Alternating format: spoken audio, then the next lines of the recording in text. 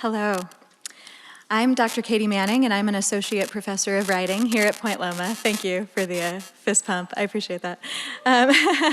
It's my pleasure to introduce Jen Gavin to you today. I started reading Jen's poetry in earnest when her book Landscape with Headless Mama was published and won the Pleiades Editors Prize in 2015. I was initially drawn in because of the cover, which is a wonderfully surreal image, and you should just look it up because my description wouldn't do it justice. But not only the cover, the poems wouldn't let me go. They're fantastic. Jen weaves poems out of fairy tales and stark reality. Her work is unapologetically feminist and Latina. Jen's a prolific award-winning writer. Her book Protection Spell was chosen by Billy Collins as the winner of the Miller-Williams Poetry Prize series in 2016. And she's had 2 more books published just this year, a poetry collection called Roses Einstein and her debut novel Trinity Sight, which was actually published earlier this month. In addition to the book awards I've already mentioned, her honors include a National Endowment for the Arts Fellowship, a Penn Rosenthal Emerging Voices Fellowship, and many more poetry prizes. In addition to writing, Jen teaches online poetry workshops at the Poetry Barn, edits Tinderbox editions, raises her 2 kids, and in everything that she does, she advocates for women, for the LGBTQIA community, and for people of color. She truly uses her skills and successes to lift others up with her, and it's a wonderful pleasure to have her here today, and I'm so excited to hear from her now, so please welcome Jen Gavin.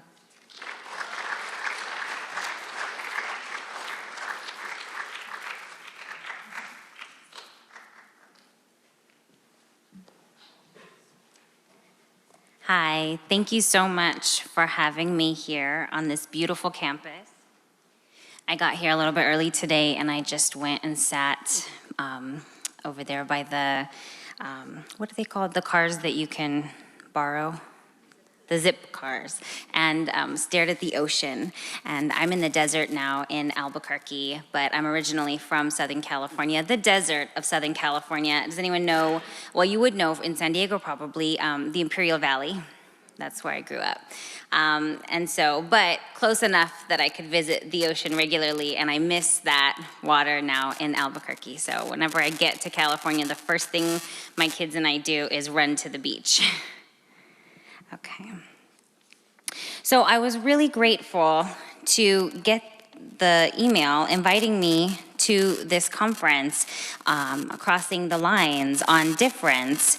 And one of the things that I struggle with in my own writing as a woman of color is how much of my own Latina identity do I not how much do I convey, but how much of my own self can I put into the poems, and how much of, just tapping into humanity.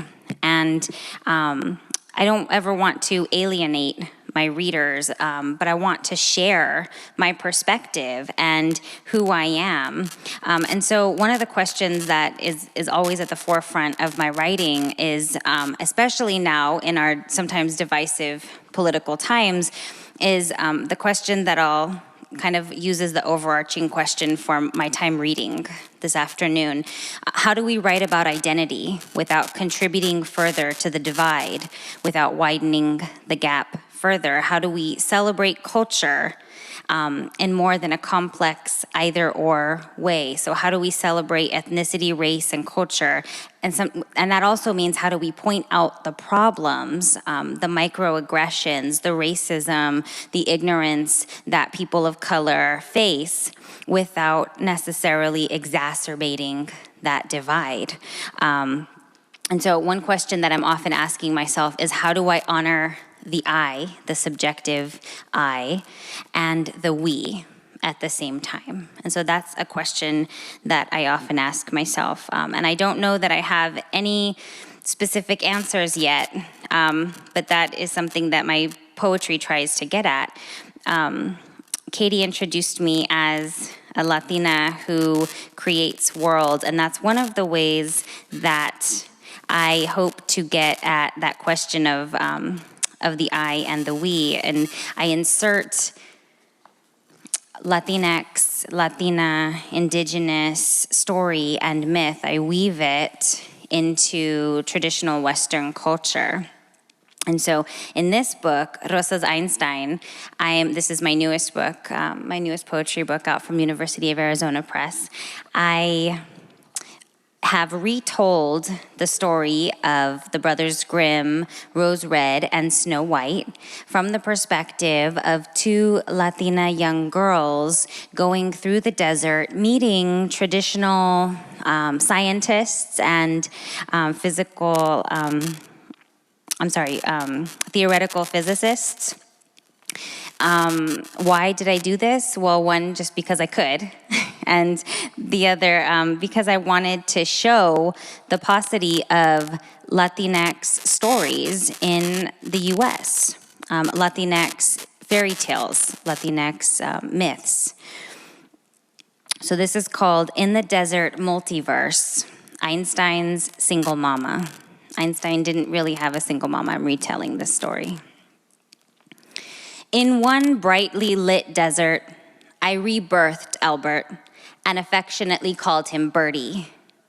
I taught him to dance cumbias, but never to catch butterflies on their way to Mexico, neither for beauty nor study. He never learned the violin and always combed his hair. Like me, he never had a father who never brought home compasses or clock parts, and we couldn't let him wander the barrio alone. A child should know at least one main dish, so I taught him to cook arroz con pollo, to pluck and scrub the dead bird with salt, to add one bay leaf into the boiling red water, to bite a wooden spoon, to stop the tears of onions. I wanted him to find a cure for what ailed us. There was never a bomb he never accidentally helped create. The bomb went off. So I wanted to introduce, first of all, some of the Latina themes that I bring into my work. But I'm going to take a few moments now, or actually quite a bit of this discussion, this reading, to talk about another theme that I engage with in my work, which is that my husband is Black, and we are raising our mixed-race children. We adopted our son, who is mixed-race Black and presents as Black, and our daughter, who I gave birth to, and is mixed-race as well. And some of the fears that I have in our society based on the interactions that my husband has encountered. So I'll just read some of the poems for you. This is Protection Spell, which is my second book and was chosen by poet Billy Collins for the Miller Williams Poetry Prize series. And this is called The Polar Bear. What I'm asking is, will watching the Discovery Channel with my young Black boy, instead of the news coverage of the riot funerals, riot arrests, riot nothing changes riots, be enough to keep him from harm? We are on my bed crying for what we've done to the polar bears, the male we've bonded with on screen, whose search for seals on the melting ice has led him to an island of walruses, and he is desperate. It is late summer and he is starving, and soon the freeze will drive all life back into hiding, so he goes for it. The dangerous hunt, the canine sharp tusks and armored hides for shields, the fused weapon they create in mass, the whole island a system for the elephant large walruses who, in fear, huddle together, who, in fear, fight back. This is not an analogy. The polar bear is hungry. The walruses fight back. A mother pushes her pup into the icy water and spears the hunter through the legs, the gut, his blood clotting his fur as he curls into the ice only feet away from the fray. where the walruses have gathered again, sensing the threat has passed.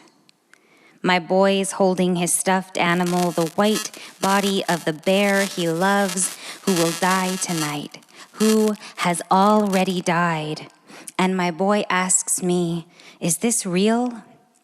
What I'm asking is, how long will we stay walruses, he and I, though I know this is not an analogy. So, one of the things that drives these poems about race in my writing, like I said, are the experiences that my husband has faced as a Black man in our society.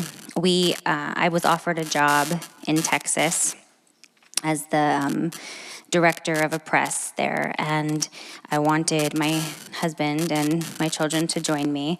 My husband, driving the U-Haul to Texas, veered over into the yellow lane momentarily and came right back on track immediately, but was stopped by the police. And he was alone in the U-Haul with all of our stuff. And here, I'm gonna just separate myself from this mic. I think that'd be easier from the stand. So instead of the interaction going the way that might have happened if he were white, which is, you okay? Yeah, I'm fine. Okay, great. Just drive carefully, right?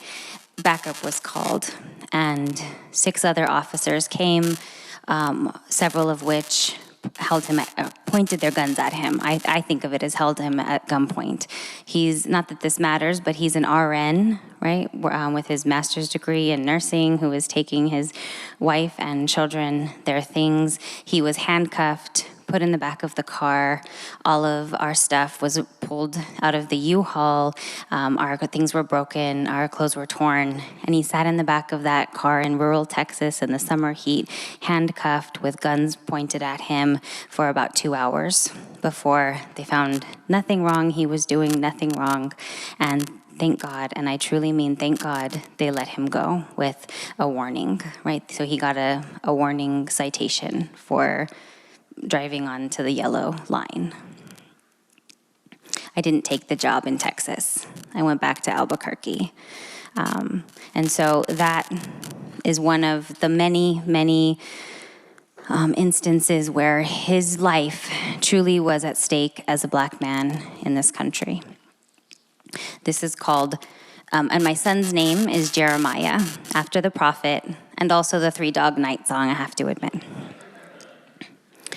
Song of the Book of Jeremiah, 2019. Every story structures from this ark, America, this mothered body, and every brown birthed story that seeds from white supremacy, America.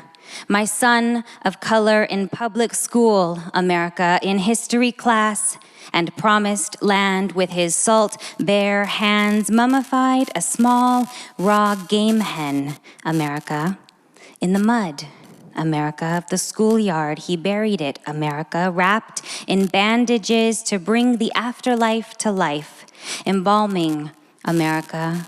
And I watch the rear view mirror, America, as I drive toward a new job in the South, thinking economic freedom, thinking food for my kids' mouths, America. I drive the car while my husband drives the U-Haul, spilling with American knickknacks for love, for family, for faith and faithfulness, America. And a shiny American cop pulls him over on a rutted American highway in the high yellow Texas grass in the sway of blue bonnets forever, and calls for backup, America. And they do come. And they do come swarming, America, half a dozen with their guns, America, drawn at the wildflowers sprouting at my husband's back, America. Go then to the promised land and dig the rotten core, America. My son says he will exhume, America, to see the dead birds' slick outcome, America. Go then to the promised land and tell him with a shovel, America, rust flaked and splintering, America. what it will look like.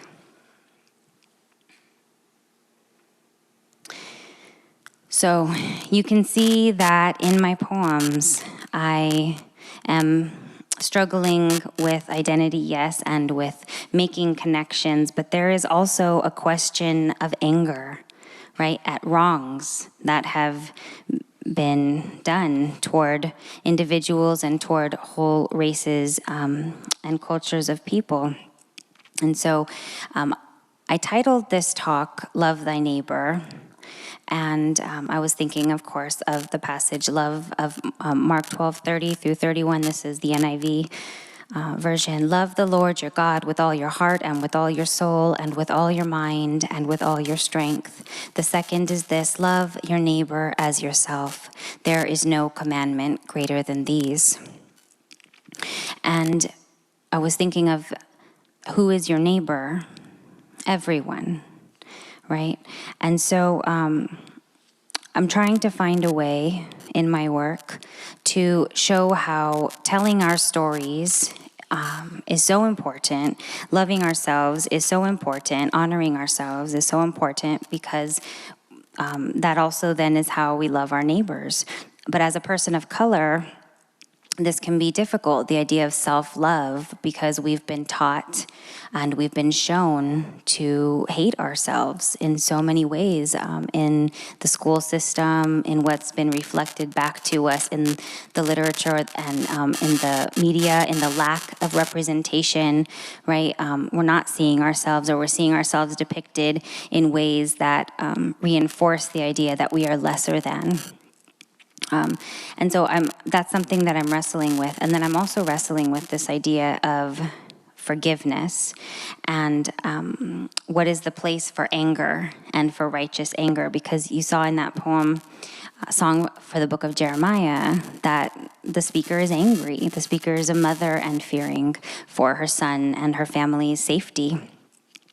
I think of Roxane Gay, who wrote an article in the New York Times that she says she will not forgive Dylan Roof, the white supremacist who the terrorist who murdered 9 individuals at the Emmanuel AIM Church in Charleston, South Carolina.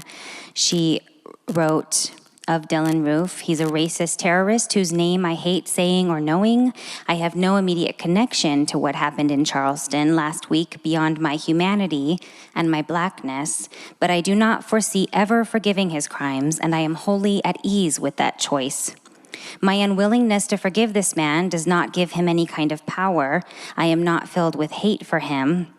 I do not believe in the death penalty, so I don't wish to see him dead. She says that there are some acts so terrible that we should recognize them as beyond forgiving. She says the dominant media narrative, let me give this part first. Many or most of the family members did forgive Dylan Roof, and one, Alana Simmons, who lost her grandfather, wrote, Although my grandfather and the other victims died at the hands of hate, everyone's plea for your soul is proof that they lived in love, and their legacies will live in love. Nadine Collier, who lost her mother, said, You took something very precious away from me. I will never talk to her ever again. I will never be able to hold her again, but I forgive you and have mercy on your soul. Roxane Gay says, the dominant media narrative vigorously embraced that notion of forgiveness, seeming to believe that if we forgive, we have somehow found a way to make sense of the incomprehensible. She says, the call for forgiveness is a painfully familiar refrain when Black people suffer. White people embrace narratives about forgiveness so they can pretend the world is a fairer place than it actually is, and that racism is merely a vestige of a painful past instead of this indelible part of our present. Black people forgive because we need to survive. And she says, we forgive and forgive and forgive, and those who trespass against us continue to trespass against us. So I know that Jesus says to forgive 70 times 7, and that's something that I struggle with in my own writing, is how to point out the inequities and the inequalities, and to point out that righteous anger and to point out that fear. right? But also to forgive.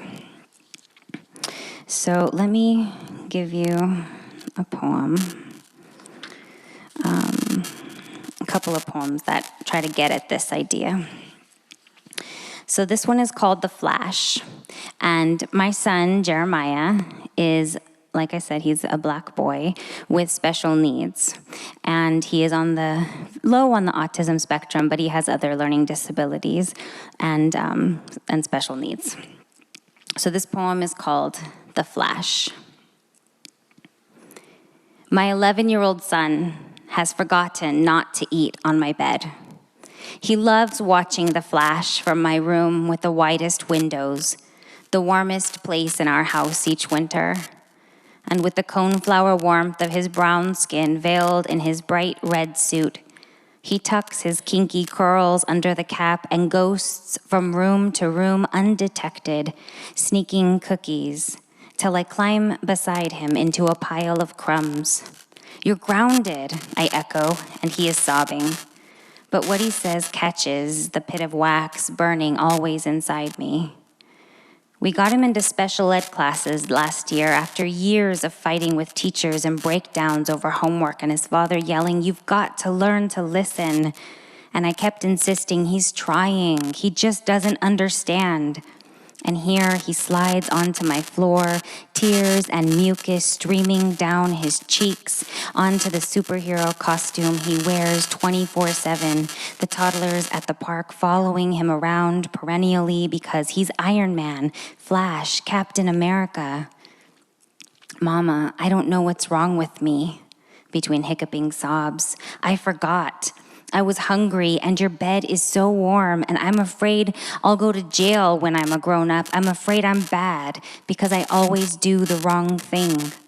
And I'm hugging him on the floor where I've joined him as sirens flick on screen, thinking of how his little sister ties his shoes, how his best friend said back in the day, you have to learn to tie your shoes. Do you want your mom to tie them for you when you're 20?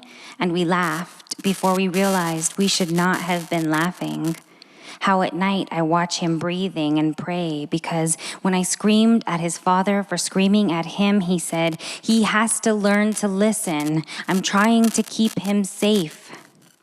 Much later, when I ask our boy with a milkshake in his hand what he would do if the police, like they did to his daddy, he beeps, "Electronic Jeremiah is not here right now. Please leave a message." He flashes so quick, I never see him vanish.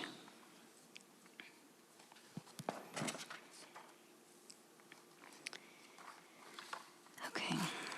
So this one is called At the Border of Joy. And this one is, I'm just going to read and then I'll talk about it.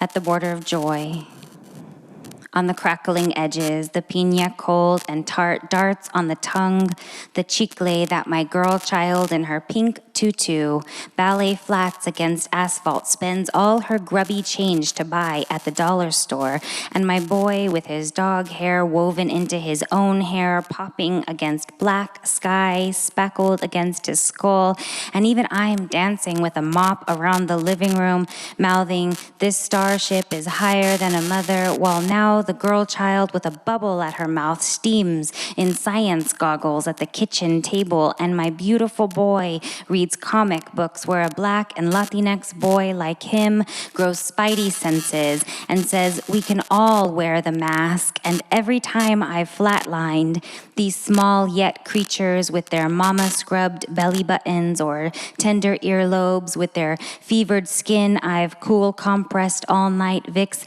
Vapo I've rubbed into the fleshy pads of their feet, lighting candles until their chests have cleared and they've breathed. These small joys have shorn from me the devil's winter coat and stitched me into a tent. We've all huddled inside, embryonic, each thawing underbelly, each summer scrying into fall as I fought each unmapped desert of depression, each broken territory of childhood trauma come flooding back as a mama so I could stay with them.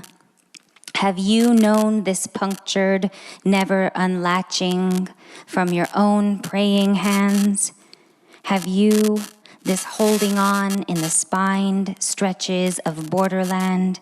Tell me, please, what prayers can I sludge from my heavy-bellied throat? What demon at the wounds, blossoming as rooted death into the beast and huddle and mass?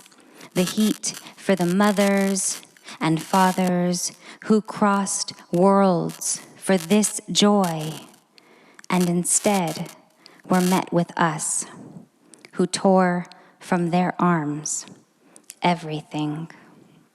This was written for Yasmin Juarez, whose baby Marie died in the detention camps. This one's called Detention Center. With fire ants at our feet, with boreholes at our legs, with tree bark sinewed at our hips, with bleached bone branches, striated muscle, tenuous fibers troubling dust under our red beds, with Santa Muerte beside us, with mosquitoes gorging our skin, with sun skulking our sternums, collarbones, napes of necks, as tortugas, swollen-bellied as tanks, as our mothers laboring to birth us, squatted to dirt. We couldn't find which prayer to say, so we birthed our own. If chains were wild and we sweet grass, what wouldn't we unearth? So you'll see kind of the question of reaching out into a shared humanity and the fear of distancing the reader if the reader is white. In this poem, things I'm afraid of that white folk might or might not understand. Walking around a grocery store without a bra on. Walking around a grocery store with a bra on. Walking around a grocery store. My children running not toward an open field, not toward an opening, not possibility, but away. Run fast and tuck as rabbit's foot the luck the other way. A knocking on my door. When a clipboarded man comes to my door, asks, do I watch the local news? Have I heard the mandate on the local news?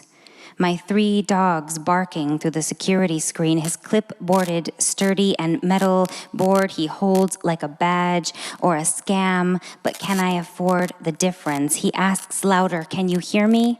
I yell, no thank you. And he says, thank you what? So it sounds like, don't you dare shut that door. The way he says mandate, like get your papers. And I'm wishing our side gate locked. Sometimes it's not a clipboarded man, but the police.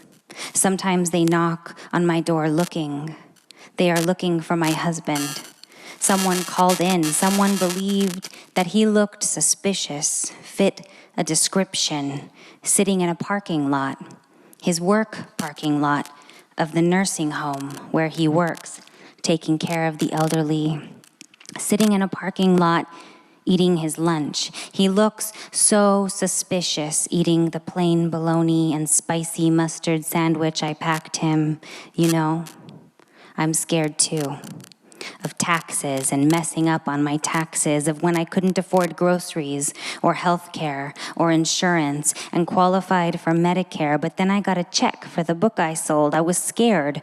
I've put a yellow Post-it over my laptop's myopic eye, whether they have a badge or not, whether they're fake or official, a pounding on my door, a pounding on my heart beneath the lampless bridge or narrow archway holding us all.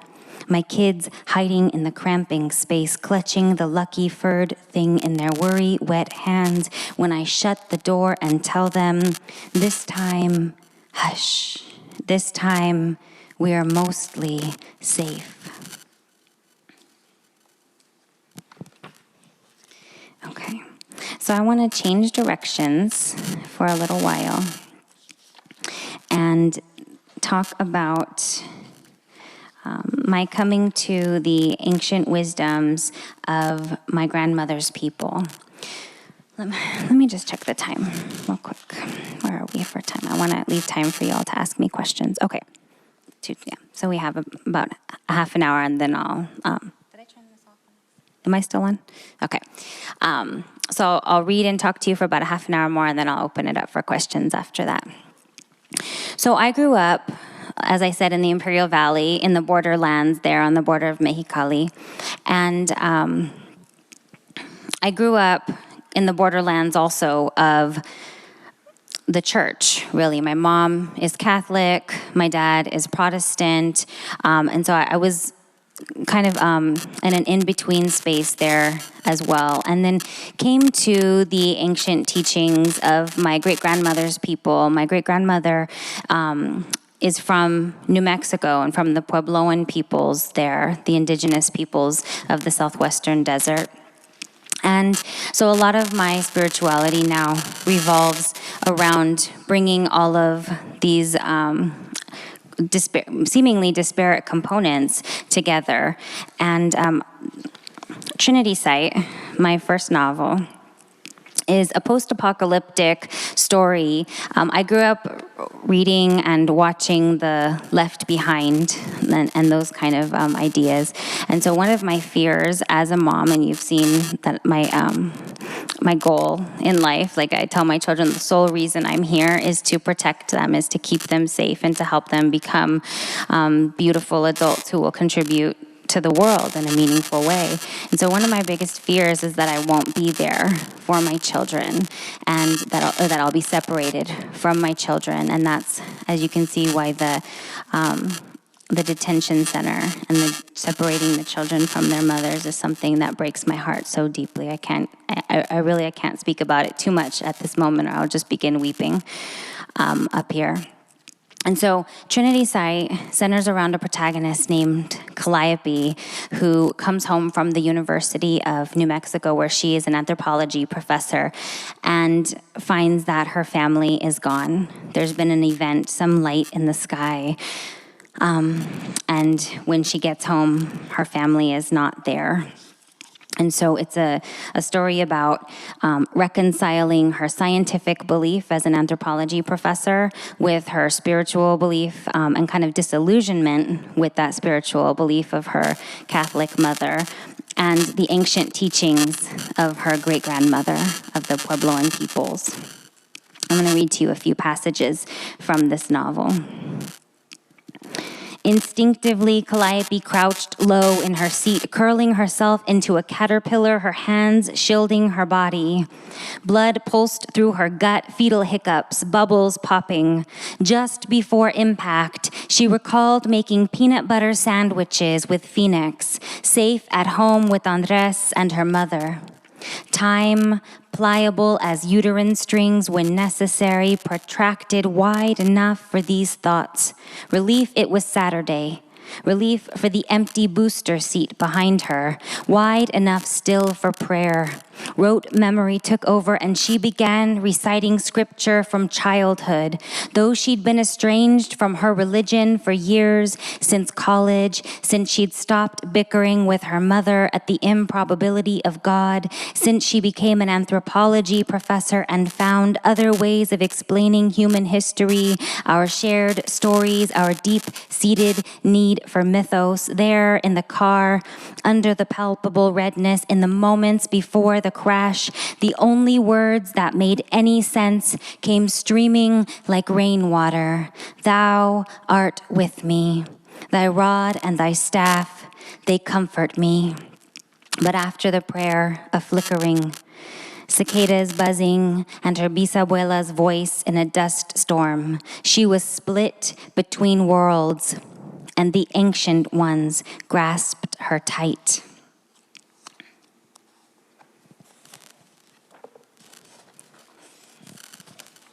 So here's a conversation between Calliope and a Latino Zuni, so half Latino, half Zuni man, whom she meets on her journey. And his name is Chance Guardian, which is very allegorical. He is her Chance Guardian.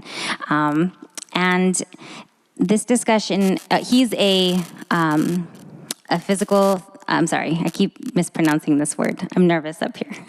This is my first book. He is a theoretical physicist at the university in Texas, and he also believes very deeply in his indigenous Zuni religion. And so they're having a discussion about science and belief. "Do you have any way of telling what time it is?" she asks. He shrugged, but said, "Look up," motioning with his eyes. She craned her neck toward the sky, breathing in sharply. She had never seen so many stars in her life. The clouds and ash that had menaced the sky since the flash had disappeared. It was impossible, she knew, but there it was, the Milky Way they were part of, luminous in a purplish gold, banding a quilt of bright lights. She breathed out slowly. No light pollution. "The way we were meant to see the night," he said. "Ashiwi," that's the Zuni people, "call it the great snowdrift of the skies." "It's beautiful," she said. She gazed in silence for a few moments before she was troubled again. How could the ash clear so quickly? It should hover in the atmosphere for weeks, months even. Why else did it get so cold? He said, "I'd say everything is breaking the laws of physics, but I sense that would be untrue. Everything is expanding, showing its deepest self." They stared quietly at the sky. She reclined in the lawn chair, kicked her feet to the fire pit, scraping the mud from the soles of her boots. "Where did everyone go? I don't believe anymore in revelation and rapture. People don't just disappear." He said, "The white man's Bible is just one end of the world myth." She was silent for a moment, watching the fire as nearly all of humanity had watched before. "How have you done it? Reconciled your people's beliefs with your scientific knowledge?" "There's not really a chasm," he said. "They're part of the same story." Max Planck said science can't solve nature's final mystery since we're part of that mystery in the end. He said, "Our ancestors tracked these stars, all the celestial bodies from these lands." "Listen, didn't your bisabuela tell you your origin story?" She nodded, recited the story she'd learned as a child. "In Shipapu, the first 2 girls were born. The spirit Chichnatanaco spoke to them, fed them, but wouldn't show itself to them. They lived in the dark a long time. Then they were given baskets of seeds, which they planted, and the fastest growing tree broke into light. The sisters followed the light, climbed above, greeted the 4 directions and the sun." She sang quietly, "Already a long time ago from the underworld, southward they came with cloud, with fog, carrying useful things." Then stopped singing, whispered, "And their eyes hurt in the new light." "Sounds familiar, doesn't it?" he said. "Are you saying we're in a myth? The myths are real?" "No." He prodded the fire with his boot. "I'm saying they're not myths."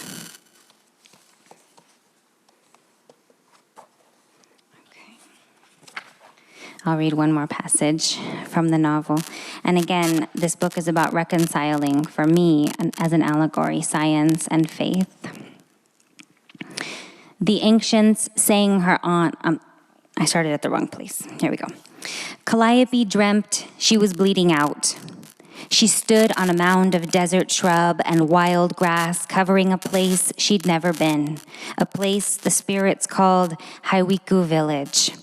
Her ancient guide staunched her flow with corn husks woven into a blanket which they wrapped around her, then led her down the red dirt path toward the stone shrine swept with cornmeal and turquoise and dedicated to the gods.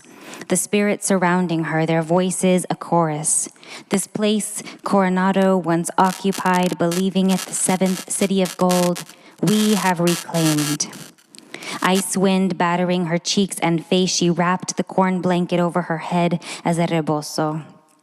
Beneath the mound, a pit house, ancient ceremonial kiva. So too the earth will reclaim. Broken pottery and colors of terracotta scattered the rock-lined trail encircling the mound. In the place Calliope had bled, a trail of corn sprouted behind her. She picked the 2 tallest corn shoots, then sat beside 2 large, smooth stone metates for grinding. From within her husk rebozo, she pulled a mano, shucked the corn, laid it on the altar, and with the mano in both hands, she began moving with the weight of her whole body, the strength of her shoulders and back, pressing down through her arms, back and forth, shearing until the corn became a fine yellow powder. The ancients sang her on as she worked. When the earth has had enough, she will shake her troubles off. She will shake her troublemakers off. She scooped this and mashed it into the butter of her hands, rolled it into a ball, flattened it again, shaped and shaped until the corn grew into a child who sprang from the stone of her hands, laughing. For she was finished and sank into the earth, solid, hardened, at peace. And as her corn-made child ran from the mound to the grass below, the spirits intoned, "The earth has all the power she needs. When she decides to use her power, you will know." Okay, so I think I'm gonna end it a little bit earlier so that we can have time for questions. So I want to end on the idea of the shared humanity, again, and what we have in common. And I was trying to do that in Trinity Site, finding the place of reconciliation between science and faith and skepticism, and really with the Puebloan peoples, the genocide of their peoples and the total disregard for the culture and their way of life that they faced, and yet they've stayed together, through all this time. But at the heart of it, we are a shared people, and we come from shared ancestors. And so this one, body image, reinforces that idea of our shared humanity. And this also was a kind of a love song to my daughter and to my son. Body image. If the earth were flat, you could spot a candle flickering from 30 miles away. When you blush, the lining of your stomach blushes too. You contain more atoms than stars in our galaxy. Thousands of years ago, you ran after prey until it died of exhaustion. You could run for that long. Each hour, you release enough heat to boil water. A block of your bone, just a matchbox of your bone, could support 9 elephants. You are bioluminescent. You glow in the dark. If you could pick up the light with your illusionist's eyes, you would see who you are. You would see who you are and marvel. Thank you so much. So, yeah. Thank you.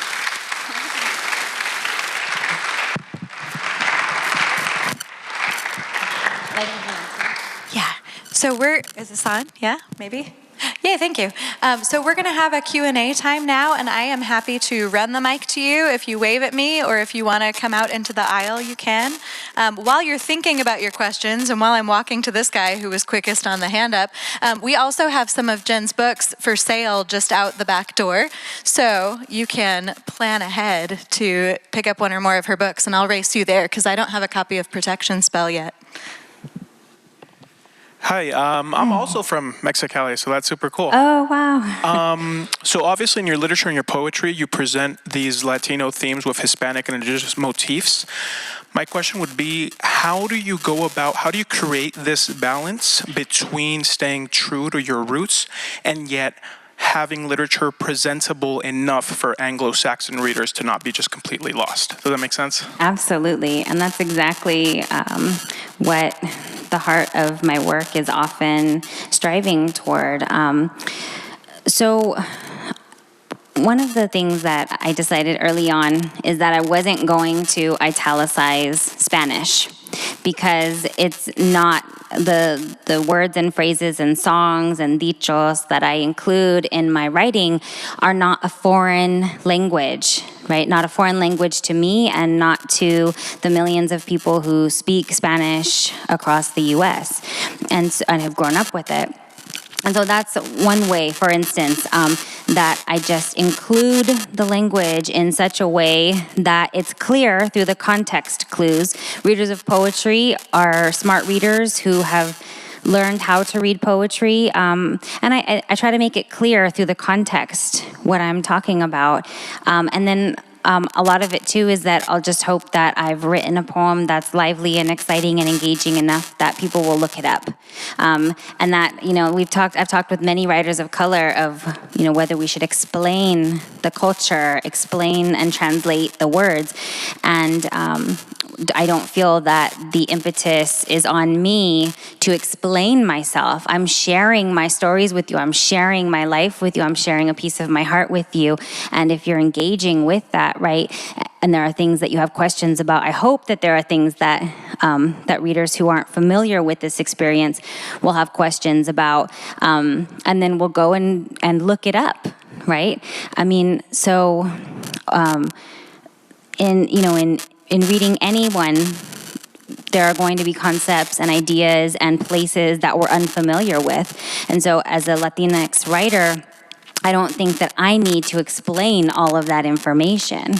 So that's another way. And then I'm writing for everyone.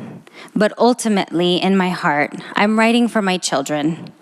And I want the writing to be open and accessible to all readers. But I mean, unfortunately, I've checked some of the Amazon reviews, and there are a few people so far who just don't get it and won't get it.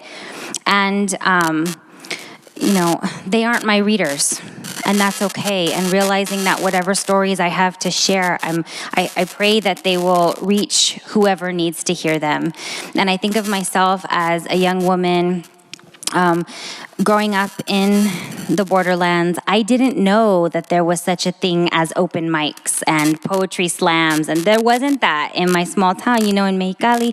I grew up in Brawley, and there was just nothing like that there. And I read Emily Dickinson, I read Walt Whitman, in school, Robert Frost, but I had no idea that there were poets like Ana Castillo and Sandra Cisneros and Rosario Castellanos, and I felt alone, truly, as a poet, that wasn't something that was really a part of the culture that I knew about. And I'm writing to those young girls and those young boys and people in the LGBTQ community who felt isolated the way that I did. So I'm very, very happy and glad when all people and white people and people who are familiar more with the Western canon can engage with my writing. I write as a mother, I write as a daughter, I write as a friend, I write as a wife. Those are experiences that we can all tap into in some way or another. But in terms of writing my Latina identity, I write to my children, I write to my daughter. Does that answer your question? Yeah? Thank you so much for that question, truly.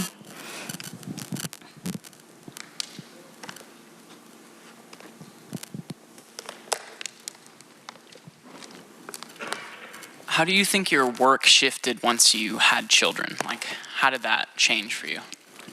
That's a really great question, because there really, for me, is not a time that I've been a professional writer focusing on honing my craft that I wasn't a mother. I adopted my son when I was 23 years old and in graduate school. I met my husband in college, in a college class. I just turned, those college students in here, I just turned around, saw him. We met and married in 6 months when we were 21. I was infertile, so I was unable to have children, and we had decided to adopt when we were 23. And that's when I was in my graduate program and raising my newborn son, that I started honing my craft of my poems very seriously. So my identity as a mother is completely enmeshed in my identity as a writer and a poet. And all of my truths that I hope to share about love and guidance and protection, I think emerge from the fact that I've been mothering my poems as I've been mothering my children. And then I was able to, once we adopted our son, 2 years later, I just thought I was infertile and had planned on adopting another child. I miraculously found out I was pregnant and was able to carry my daughter to term. And so now I have my 12-year-old son and my 9-year-old daughter. So I count the years that I've been a poet. Even though I've been writing all my life, I really count the years that I've been seriously a writer by my children's ages. So I started writing fiction when my daughter was born. So the poetry came when my son was born, and then the fiction came when my daughter was born. And when she was 1 year old, November came around, and I'd heard about this thing called Nanowrimo. Have you heard of that? National Novel Writing Month. And the goal is that you attempt to write at least 60,000 words of a novel in 1 month. I had my 1-year-old daughter, and I was adjuncting, teaching composition and rhetoric at University of New Mexico, and I said, I'm going to do this, right? I've always, if not now, when? I have 2 young kids. I mean, I don't have time to write. I'm going to make time to write. And I wrote the first draft of my first novel in that 1 month in November when my daughter was a year old. And I've been revising. And this is actually my second novel. That first novel, I wasn't able to find a publisher for, but I didn't give up, kept on writing, wrote and finished the second novel, and found an agent and was able to sell not the 1, but 2 novels together. And actually, I got a 3-book deal. I'm working on the next novel now. So almost a decade later, and I was able to get that 3-book deal. So myself as a writer, I attribute to myself as a mother. Thank you so much for that question. And also, do I have any writers in the house? Woohoo! I see some of you. I see you. This is what I tell writers, never, ever, ever give up. And it applies to all of you for all of your dreams. But truly, I've been rejected as a poet and as a fiction writer hundreds of times. And I used to save all of the rejection slips, and I had read the advice. I don't remember who said it. Maybe you remember Katie who said it, to line your walls with rejection slips. And I line the metaphorical walls of my heart with rejection slips, but truly never, ever give up. And I knock on the door, and if they don't answer the door, I climb up the fire escape and I get in through a window, right? And also as a person of color, that's one of the things that we have to do because, in publishing, in the New York big publishing industry, there are very few people of color that are reading these manuscripts, that are editors. And so very few, especially Latina women. And so my stories are always about Latinas. And this one she's a pregnant Latina mother, and yet I've made her into just a real powerhouse. I mean, she is not the pregnant Latina who's, that are the stereotype that you read about. But I have a lot of times gotten feedback that these are not characters or stories that the editors really understand, because they're used to seeing Latinx themes packaged in a certain way, and they're not, this is not within their scope of understanding or imagination. And so, but I didn't give up. I kept trying, because these are my stories that I want to tell. I want to empower young women, and particularly young Latina and Indigenous women. And so I just kept trying, and eventually found my readers, and they're out there. So for you writers, keep writing your truths, honing your craft, and never, ever, ever, ever give up. There's one back here.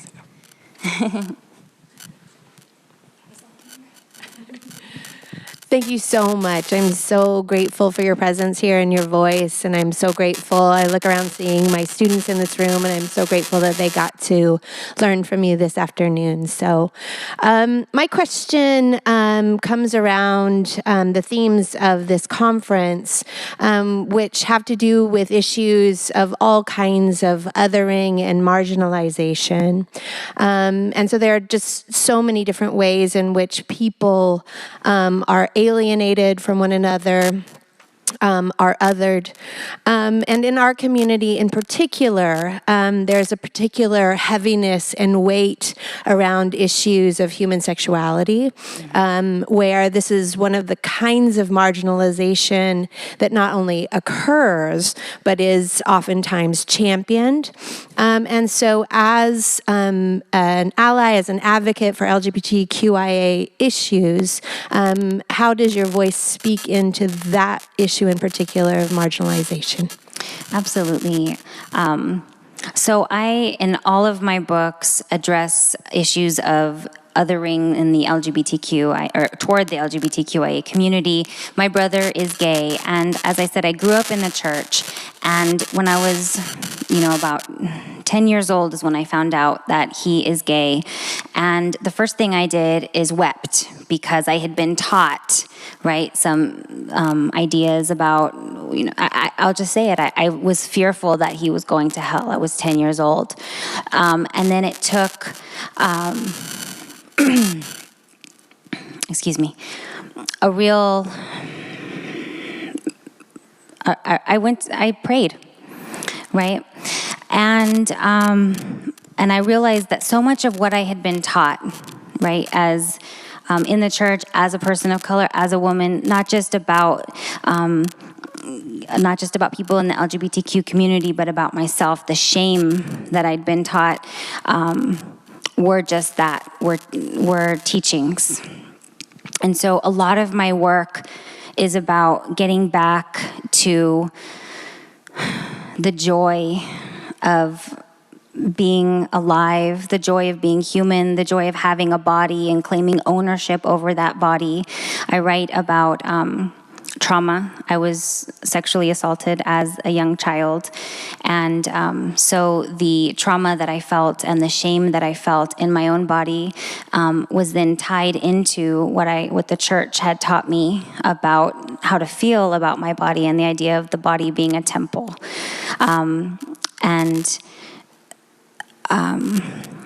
What I've come to find and what I come to address in my own work is that broken, and whatever that means, right? And the idea of being broken is beautiful. And I think of the Japanese art of filling the cracks in pottery with gold. And I think of the Leonard Cohen song, there's a crack in everything. That's how the light gets in. And so in terms of shaming, in terms of marginalizing, in terms of othering, right? I'm always writing from a place of empowering and overcoming that shame. And all of my stories include narratives of LGBTQIA community living their lives and doing their thing and being joyful and being human and being accepted, and I don't see, I think that I hope I've addressed it. It's an issue that's very dear to my heart, and I appreciate you asking that question. Thank you.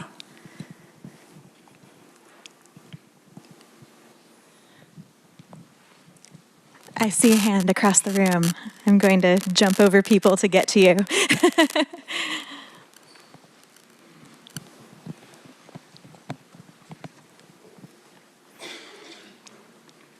Excuse me. Thanks.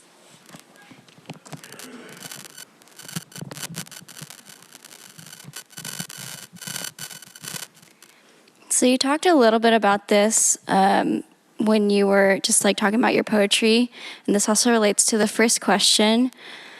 But I'm just wondering about if you really feel like the way in which you write your poetry and write your novels, if you think that it's actually alienating to like white audiences when you're presenting your like full identity, and if you feel like it is your job to I don't know, do things like you said, you leave the Spanish unitalicized because it's part of your language, it's part of your identity, right? So I'm just wondering if you feel like it's your job to reach out to white audiences, or if that feeling of alienation is on you, or if you feel like that is part of the audience's job to do their research, or to do the work to understand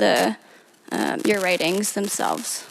Yeah, absolutely. I mean, and one of the interesting things that I've encountered as a writer is that I have all kinds of people who have loved and gotten something from my books, and I tend to think that I'm writing toward my children. As I said, I'm writing about motherhood, often from a Latina perspective, and yet I have white men all the time telling me that they loved my book or they loved my poem. So I don't think that I am alienating readers in any way. And that's not ever the goal. The goal is always, and I don't even think about, like, other than I am writing for my children, I don't ever think about, like, whether or not I'm writing in a way that's going to alienate people. I want to make sure that I'm telling my story, and I want to make sure that that message, whatever heart truth I'm trying to convey is coming across. And later on, when I come back, I think about, whether or not some of my more my poems that are more seeking social justice, who are they written for, and how will, not so much how will they be received, but I mean, I've been considering who am I writing for with the social justice poems in particular. With the rest of the poems where I am just writing my story, I really don't think about the audience at all, and I'm just telling my story. And I think that poetry involves a deep empathy and a deep listening. And so what I try to do as a writer is to listen to, and as a human, is to listen to each other's stories. And so when I'm writing my own stories, I'm not just telling my truth as an individual, but the collective stories of my ancestors, of my family, of the people I grew up with, of the people in my community. And so I'm trying to have a deep empathy and a deep understanding for those communities around me, and then convey that through my writing. And that's the way I, as a reader, read. I'm learning about what it is to be human from the perspective of, all of the writers that I'm reading, whatever culture, whatever ethnicity, whatever race, whatever nationality, where I'm learning. And so that's what I'm hoping is happening with my poems as well. Specifically with the anger in my poems at the social justice. It's not, I guess because I'm bad. These are newer poems. You can see these are the ones that are still part of the manuscript that I haven't published in book form yet. And so I'm still writing through. You're seeing kind of the process as I'm thinking through these poems. And again, I'm angry at the social structures, right? At the racism built into the structure that is America. And so I would hope that no matter what race, no matter what ethnicity, no matter what gender, that we could all be angry or upset or disappointed or frustrated with a structure that treats people unequally, that treats people in such a way that they have fear for their lives, just driving to take their family, their belongings. I mean, I hope that no matter who you are, right, that would be something that upsets you for people. And so I can't live in fear as a writer that people aren't going to understand or that people are going to get angry. I feel like if people have a strong emotional reaction, such as anger, such as, that's probably something that's emotional work that they need to do in their own lives. I'm probably pushing buttons that are very dear to them. So, I can't control that, and I don't try to. I just tell my stories. Thank you so much for that question. We have time for another question or two if anybody wants to jump in.